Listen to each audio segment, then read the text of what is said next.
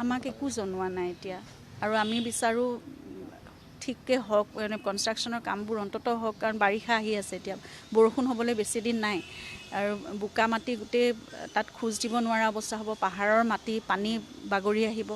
একেবাৰে খুব কদৰ্যময় পৰিৱেশ এটা হ'ব যদি এতিয়াই এইখিনি ভালদৰে কিবা এটা পদক্ষেপ নলয় সেইকাৰণে